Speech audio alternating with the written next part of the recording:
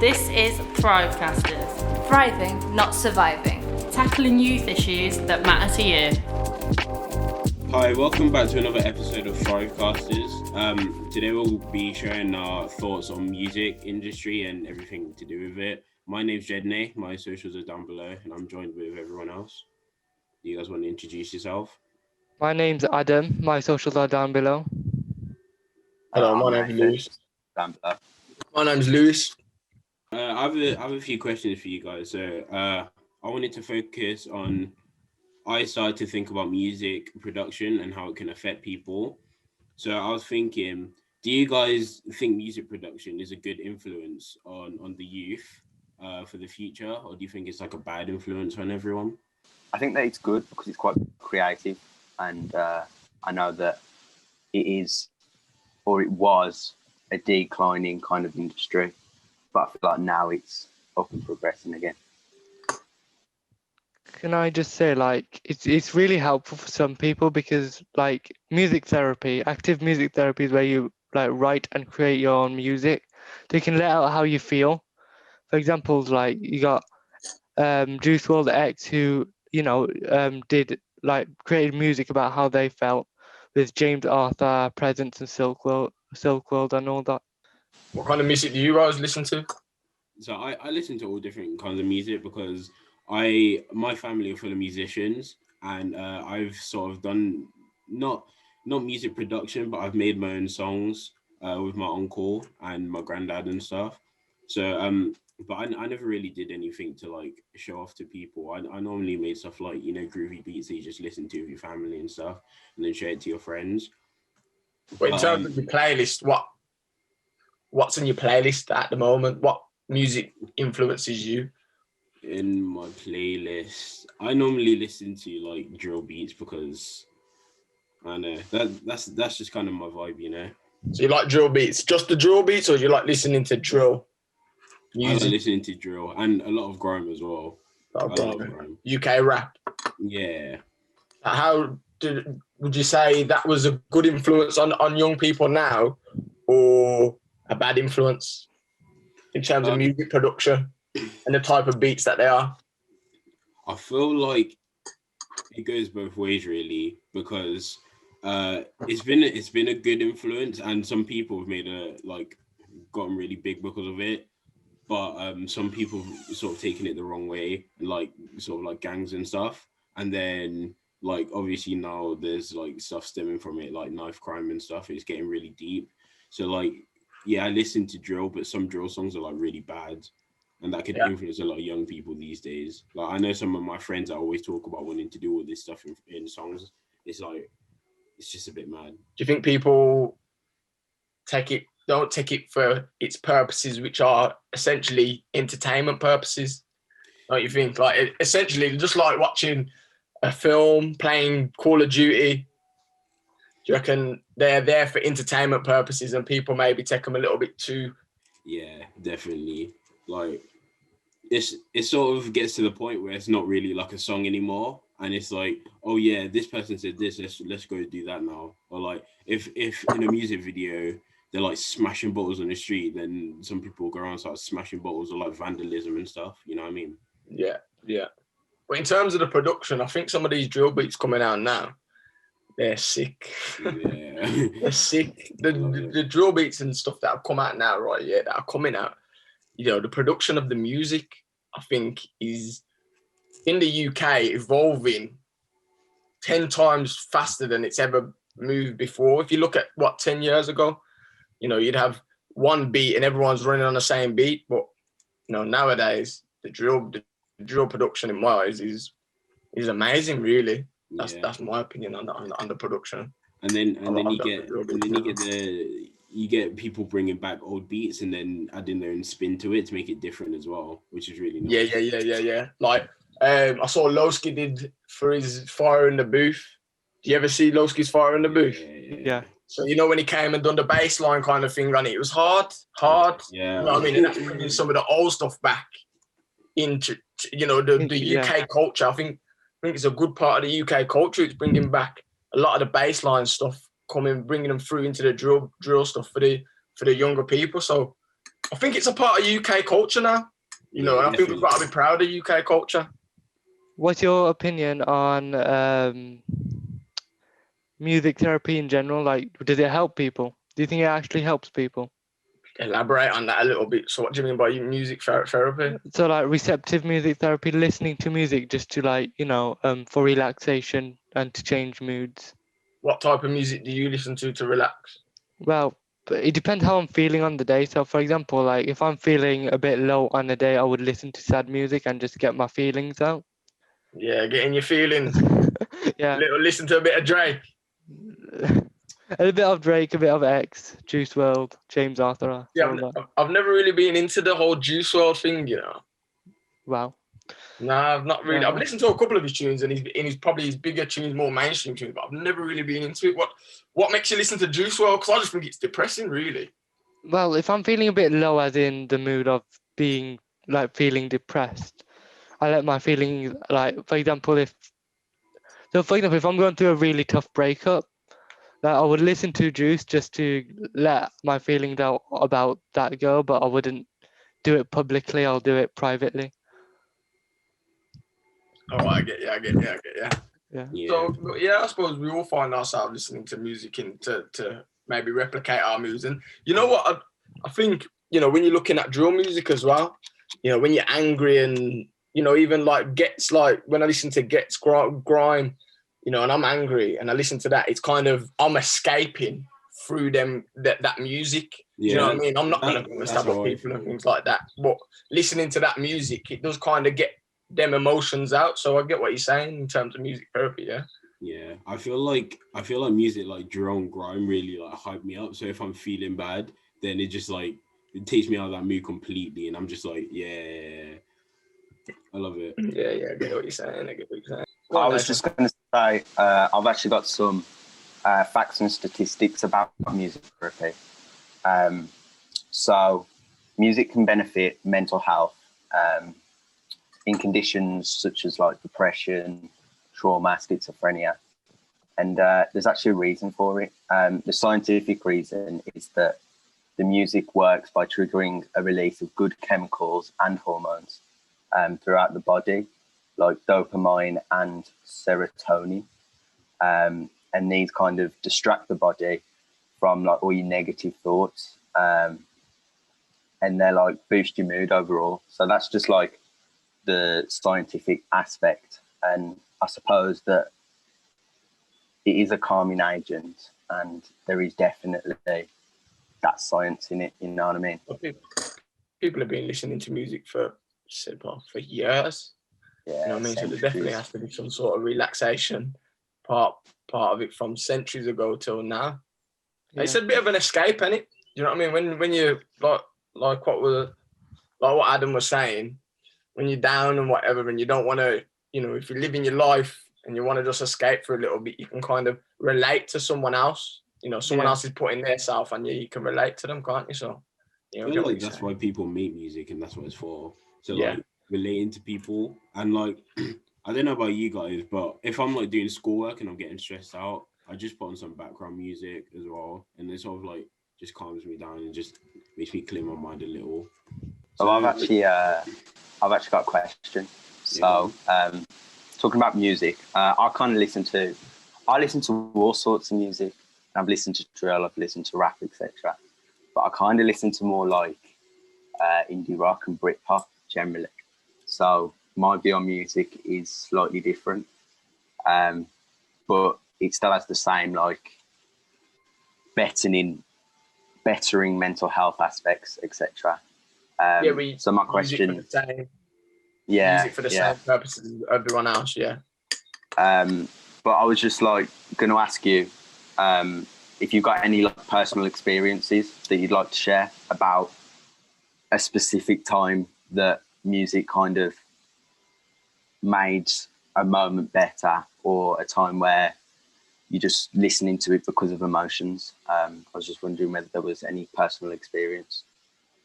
I would say the first lockdown we went through, I was feeling like low, like I didn't know what to do anymore. Like we were all just inside doing nothing. And because of like how I was feeling, I went back to music I used to listen in the past, which was X, because after he passed, I listened to him for a few weeks and then just stopped. So I went back to listen to X, listened to James Arthur again, and Silk World, if you know who he is. Silk World. Yeah. No, I've never heard of him.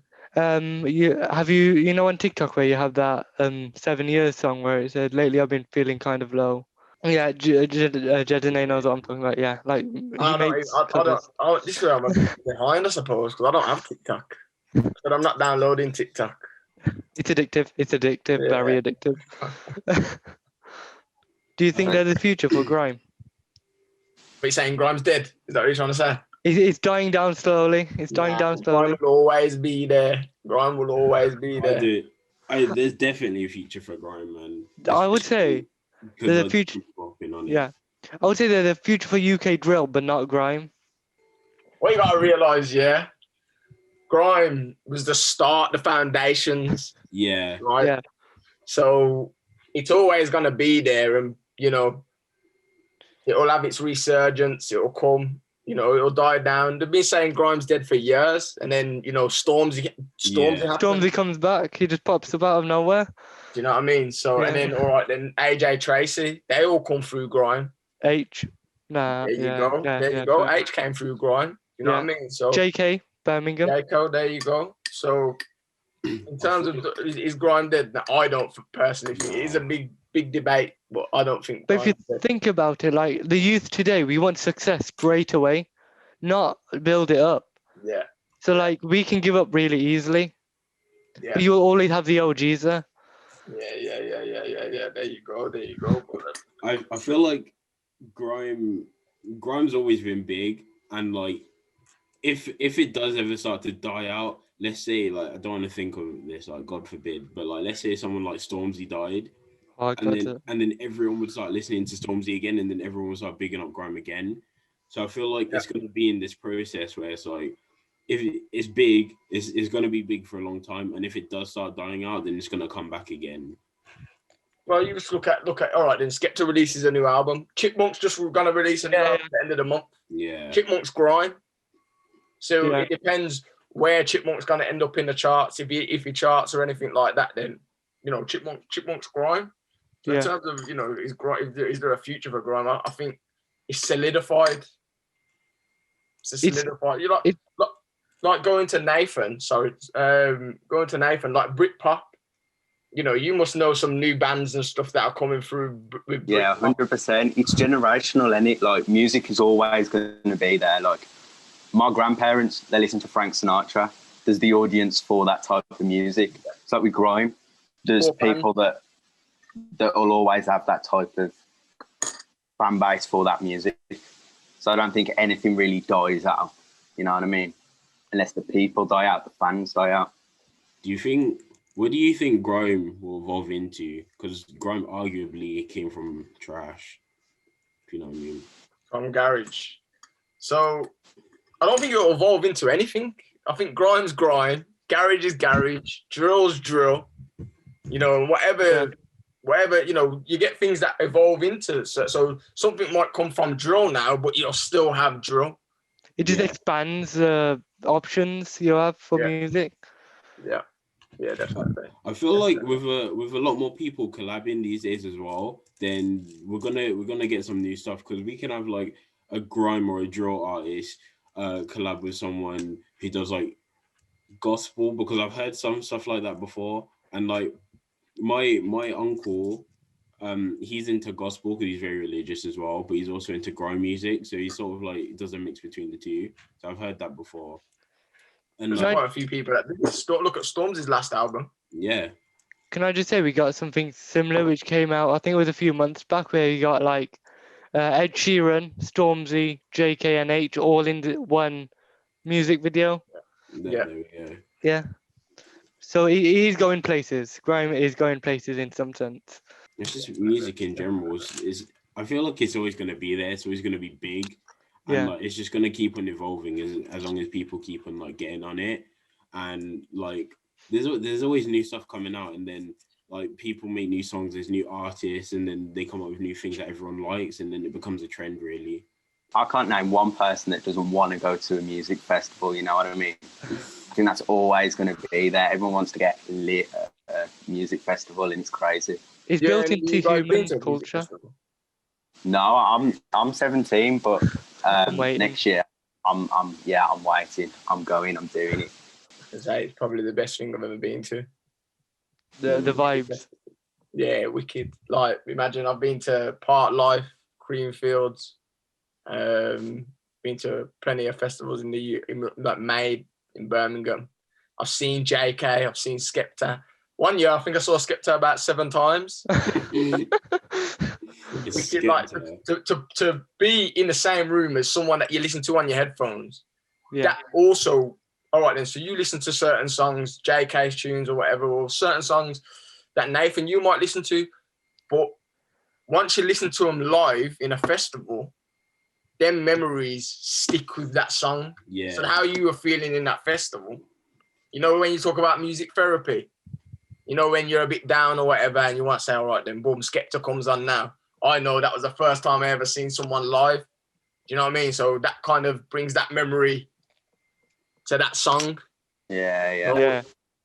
It's like as well when you, if you like just listening to the radio in the background, a tune comes on that you like, you get gas, don't you? Yeah. It's like, this is old times, this is memories, you know what I mean? Thing is, like, you can feel the vibe of the actual artist who's singing, like they're really down to earth and all that. Yeah. And the way they interact with the crowd as well, like, yeah.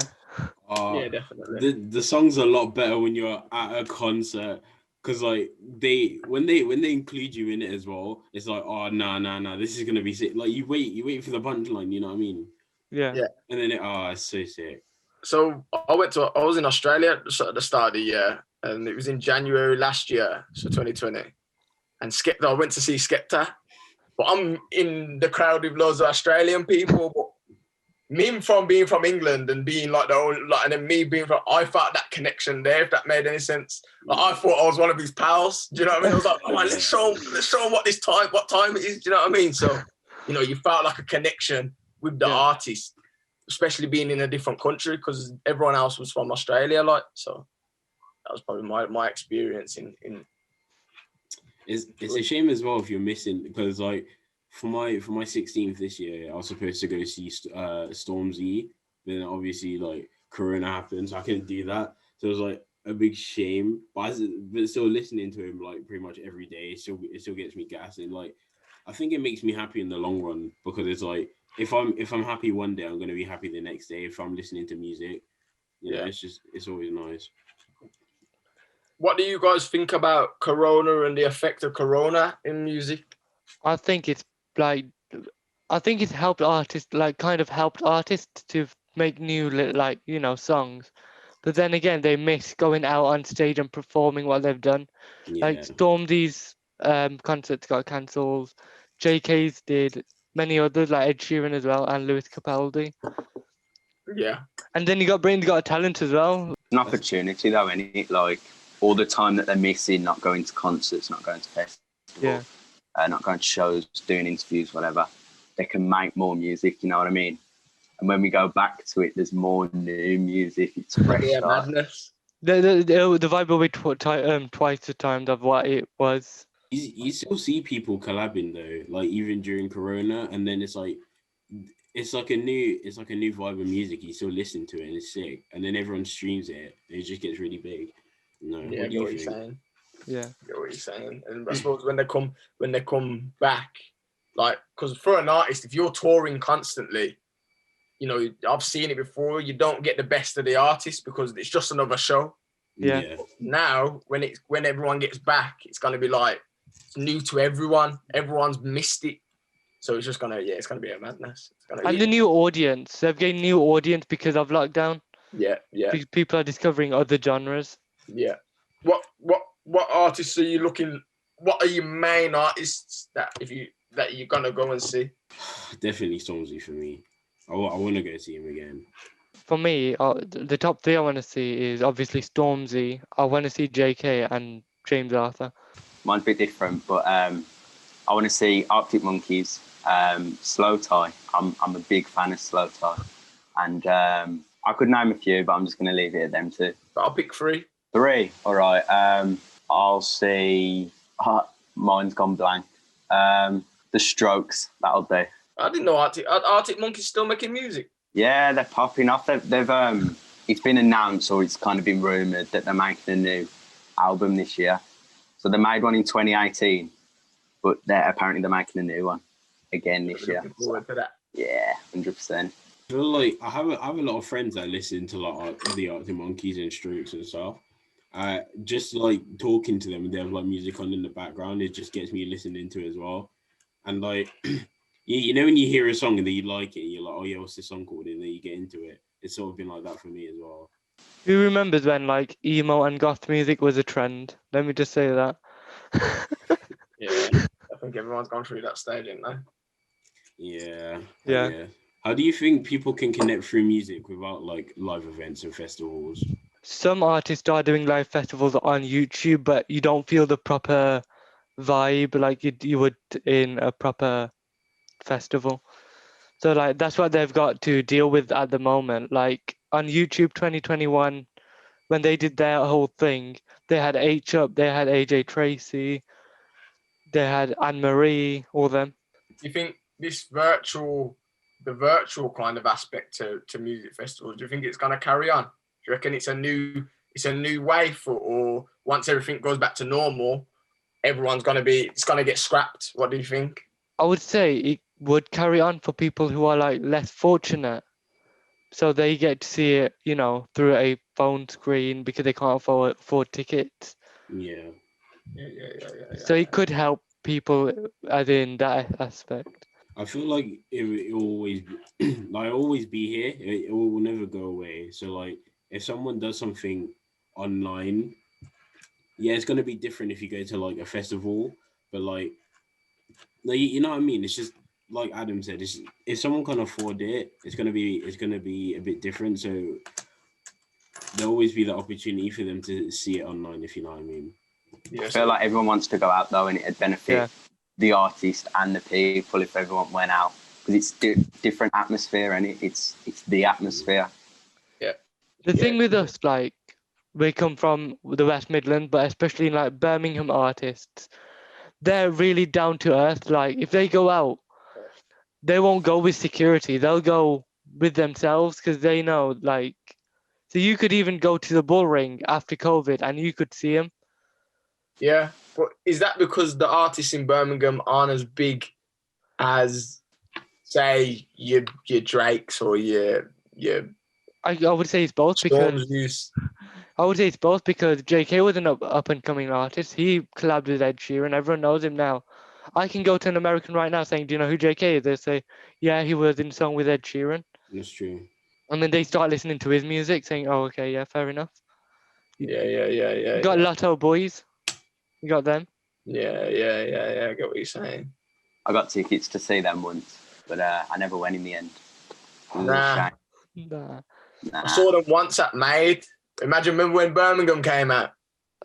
Yeah. Imagine in Made, in Digbeth, yeah. And it was just like they sang that tune. JK was there and that. And imagine in Birmingham at a festival. It went off. The thing is, Birmingham isn't really known for their music anymore. Like, not properly. We need our name to get out there. We need Birmingham back on the map. Yeah, we do still. There's a lot of artists that were coming up that, you know. Yeah, like from Wolverhampton, there's a new one which just came out. He made a song with Grime Daily. His name's Devont. If you've heard of him. No. He recently made a song. I feel like the biggest artist around here would probably be someone like Georgia Smith. You know what I mean? She's massive right now. We got Liam Payne from here as well, Wolverhampton. So in terms of like school, do you feel like Birmingham may be lacking in the music aspect of school? Because I don't really remember doing music at school. I don't feel like it was pushed. And in does school relate to how big the UK scene's growing now, do you think? You know, like music in school, do you feel that's correlates with how big it is in the UK now, or do you feel like they're lacking a little bit maybe? We're lacking massively. Yeah. Because if you Sorry, what was you saying? okay, but if you think about it, like people base it off like the history of the town or like city and like the accents we have. I was watching an interview from JK and the Gasworks. Yeah. I forgot his name, but one of the interviews was like, this is his second time doing it because how crap his accent was. He's our accent, we can't change it. That's what brings music to what it is now. I was gonna say with like in terms of school, I didn't take music, but I took drama, and our departments sort of like work together. So I get to hear a lot about the music, but like what I hear from some of my friends is like they don't really do anything like that. The most I know is that they make their own beat and then they do like a lot of music theory, but it's not really like anything to do with what we listen to these days, if you know what I mean. So it's like they might do something like Beethoven or something, but no one listens. Well, It's not relevant. yeah. It's not as relevant anymore to most people online anyway. Do you think that that's due to maybe a disconnection between teachers and students? Maybe. Yeah. I would say yes, because generations always change. Human nature changes with the music. Yeah. So they need the exam board as well. Yeah, the exam board. Oh my god, they're old. So how do you feel like, you know, teachers maybe could become more relevant in making music lessons more current in terms of, instead of maybe, you know, looking bad on drill and things like that? Do you feel like it probably is the teacher's place to kind of incorporate that into the lessons? Yeah, I feel like they should explore it more in lessons and then like give the students more freedom to do what they want. So like if they, because teachers could say something like, oh yeah, you have to make a beat, that's the like only use this, and you can't use like drill beats and that, because someone could want to make a drill beat. So I mean, to make it more relevant, they can like explore different aspects and like more genres. As well, like some music teachers are old, you know what I mean? That consider grime music, rap music, drill music, like that's not proper music. They just need to get with the times. Yeah, there are some parents like that as well. For example, like when I'm in the car, I might play a bit of grime, and my mum and dad will be like, "Oh God, why does he sound so angry? He sounds violent." Yeah, maybe. Yeah, I get what you're saying. It's just a matter of being like very outdated, because in my grandparents' car, they'd always play like gospel because they're religious. But when I'm with my dad, he's always playing like drill and grime. It's like, it might be because he's a lot younger. Well, I feel like the school I go to is fairly new, so it's got pretty new facilities. It's only been up probably 10 years at most. So we do have like a recording studio, and we have loads of equipment and stuff. It does get broken, mind. And we have two music classrooms, but they're quite big. But I feel like there could be more, especially because music, it's evident that music is kind of a step back for people and helps people with mental health. So maybe they should incorporate that more. I think it's starting to become in the UK as well a profession. You know, you're looking at how big the scene's grown in the past 10 years. There's obviously money to be made in this, you know, UK rap. And I feel like if maybe the schools took it a little bit seriously. I mean, so Nathan, you're saying your school has the facilities there, but maybe not the teachers. My school didn't have the facilities there. You know, really, we had a couple of keyboards and a drum kit, and that was it. If you knew already how to play certain things, then you could be put in the choir and you can carry on playing them. But I didn't know how to play anything. I wasn't taught to play anything like that. So it was kind of like, well, you're not going to learn here. You know what I mean? So what was your guys' school like? With my school, we have, I'm not going to say we have the facilities because, like, we have a couple of keyboards. We have the Macs where you can use, like, GarageBand on there and stuff. So you can do stuff with it. But I feel like music would be a lot more, what's the word? Like, if people decided to, like, put their music online and out there, then it could like make more opportunities for things to happen. So like you can make money from it, and then it could go to funding to get more equipment for the school and stuff, and that could help out as well. I go to a performing arts school, so like we have we have the facilities, but not that much. We've got like one recording studio, and then we got like 3 music classrooms full of music equipment. We got like the instruments and all that, but not enough music like recording studios. That could be an area where schools could look into. You know, But get what they you're need saying. to- I remember before. I feel like things have changed. I remember there was in Selly Oak by where I live. There was a studio, a council-run studio. I think it's called 641. I think that might. Don't check me on that one. I think it was called 641 Studios, and that's when your likes of Depps, Shams, Tanner, JK. They all recorded there. And we don't have that anymore. It's shut down. So things like that also, I feel like we need now. Like that was when the grime scene weren't even charting. You know what I mean? But now it's charting, and we haven't got something like that. I think that may be something the council, not just schools, I think the council maybe want to have a look into. It seems kind of then that I'm quite lucky, or my school's quite lucky with the music. Like we have our own like radio studio and green screen facilities and stuff. It's pretty wicked, but and most of the teachers are good as well. But I feel like I've been to other schools and it hasn't been up to scratch, you know what I mean? Even if they label themselves as a music school or a performing arts school, it might not be to scratch. It's just a label. So moving on from schools and stuff, unless anyone's got any other topics around schools. Not around schools, but I got one to do with politics. Okay, yeah, go with that.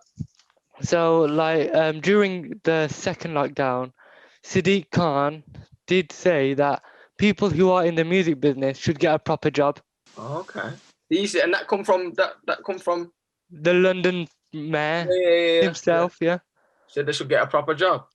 I think music is a proper job. Of course it is. Yeah. Yeah. Just because they're earning more money than Sadiq Khan, he doesn't have to be salty about it, does he? Yeah, I had a question to sort of go with this earlier, because I was thinking, like, I don't know if you guys know Fumes, the engineer, the producer. Yeah. He's been getting like really big recently. But then if you think about like most songs, you don't really know the producers for most of them. So like, do you think producers should get more recognition? Kind of. Ultimately, without them, there wouldn't be a song. Like, you can't have a song without the producer. Yeah. I know what you're saying. I don't think they're like the face of the show, though. You know what I mean? They still get the money. They still get the money. They're just not the face. They still get the percentage. And I think if you sign up to be a producer, that's kind of what comes with it. Yeah. At the end of the day, if you're an artist, you know that fame comes with it.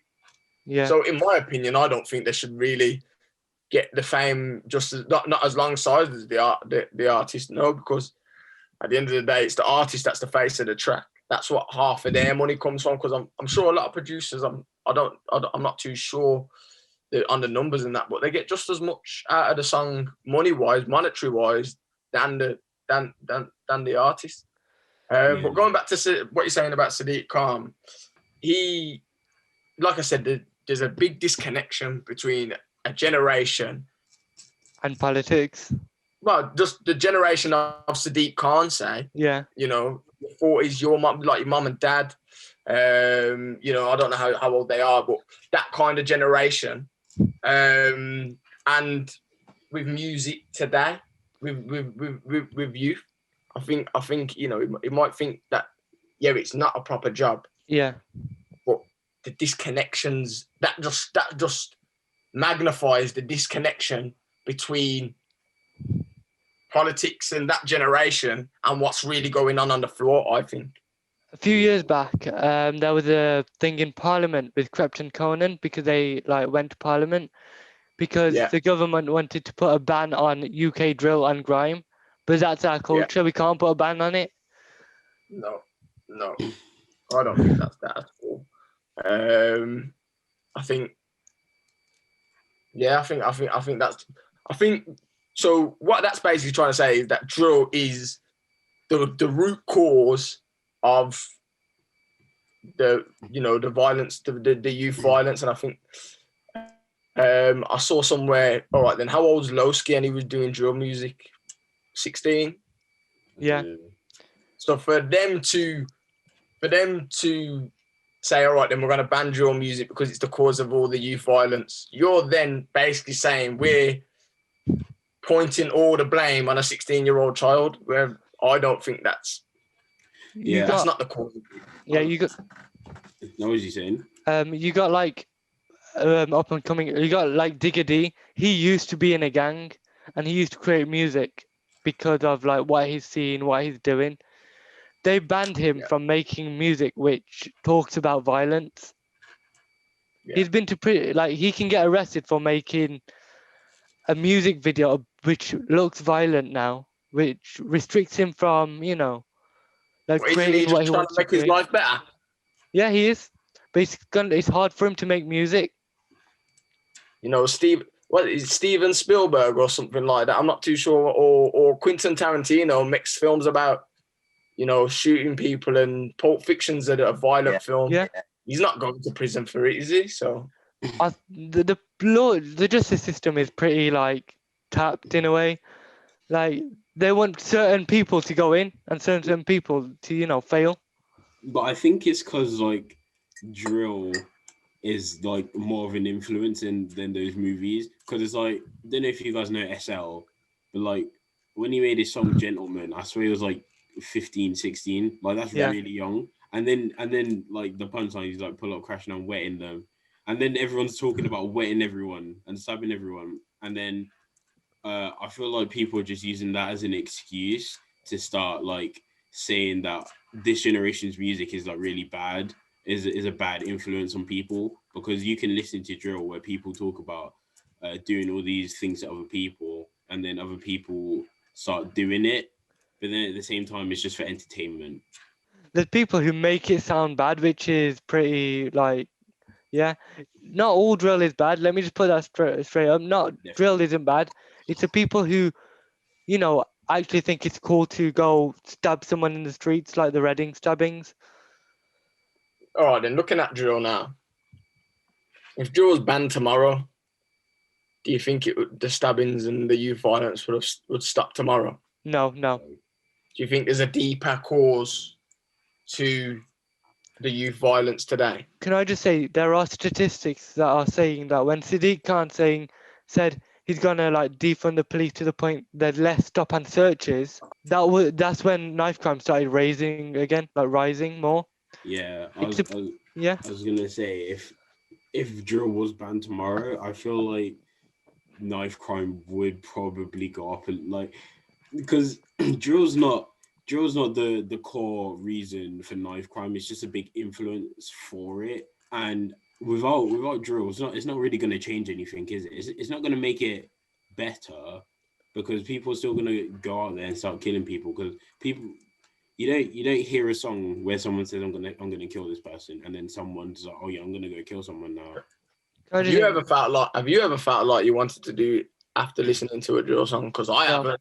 I haven't.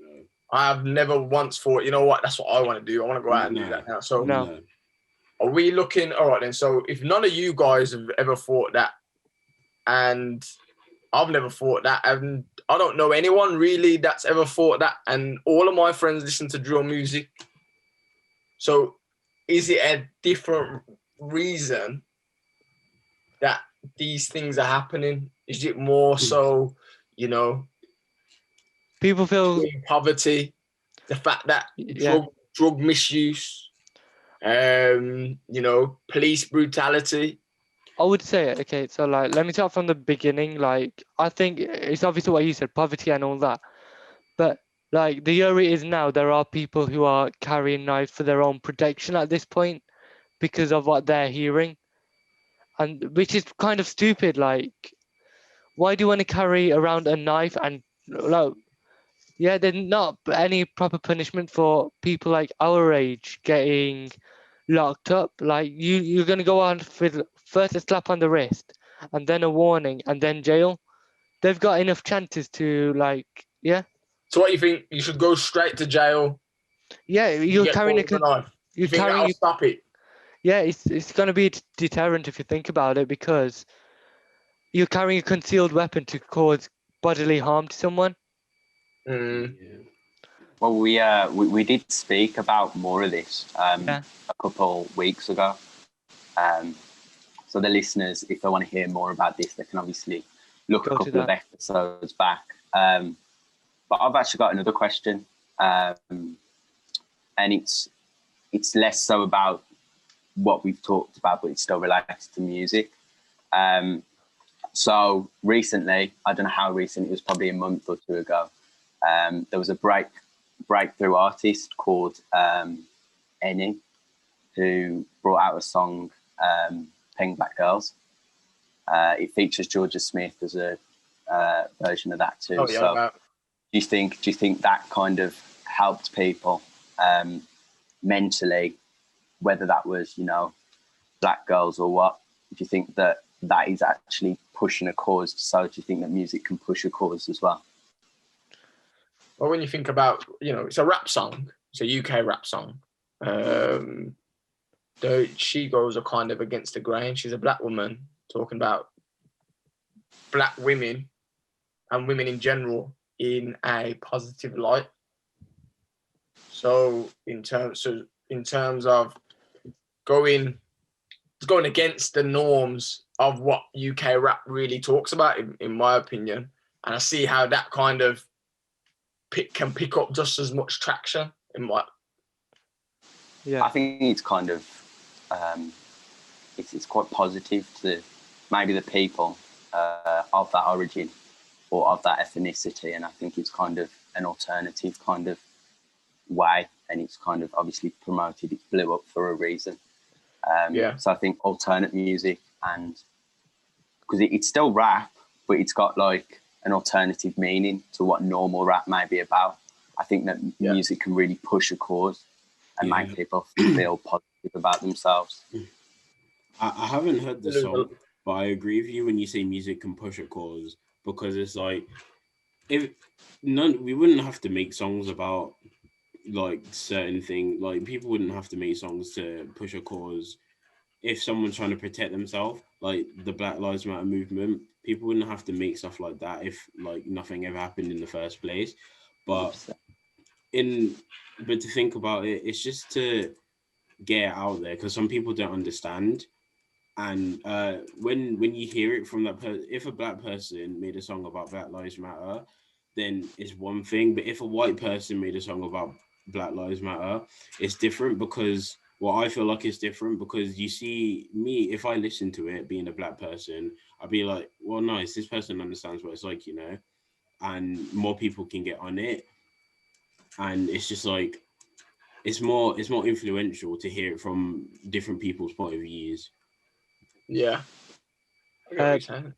Jedine, can I expand on your thought about Black Lives Matter? On the Brit Award, Dave did release one of his songs about Black Lives Matter, which influenced, that he raised activism, as in, you know, about Black Lives Matter, which helped a lot of people. I feel like that's how music can attack certain issues to the masses. You know, if he would have gone up and said it on the mic just normally, people probably wouldn't have listened to him, probably wouldn't have heard. But I suppose that's how music can connect with the marginalized sides of society. Real life, and it's real life situations, and you can put that into music and definitely gain an audience from it. And it does spread awareness, spread support, etc., etc. Do you think some people do it for clout?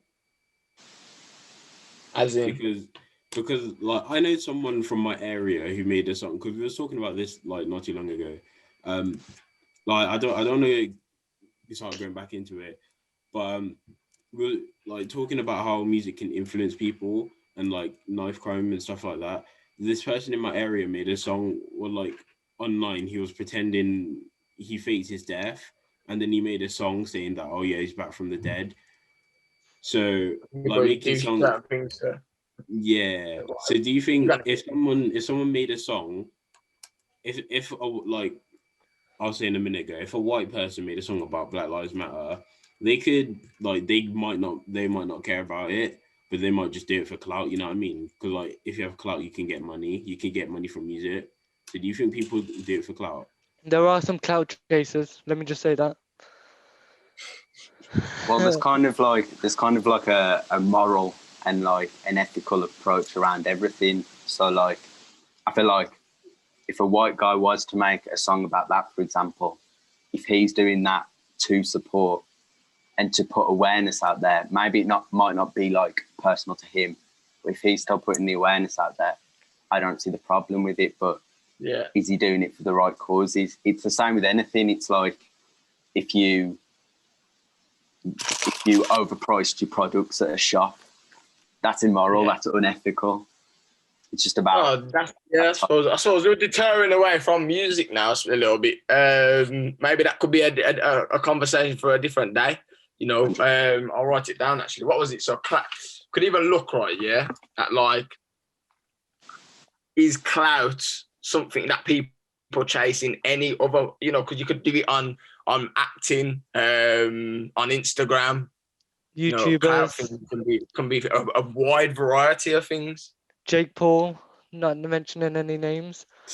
I think that we should definitely consider talking about BLM as well more. Yeah. Cool. And police brutality with it, maybe. Does anyone want to wrap it up then? Yeah. Well, it's been really good. Thanks for listening to this episode of ThriveCasters. I think this one's been like amazing, honestly. Cover some good issues on music. I mean, we could talk about it quite a lot, but I think we got down quite a few good points. Definitely. If you guys want to hear more, you can hit us up in the DMs at onpointwm on Instagram. And follow us as well. Thanks for listening. Yeah. Peace.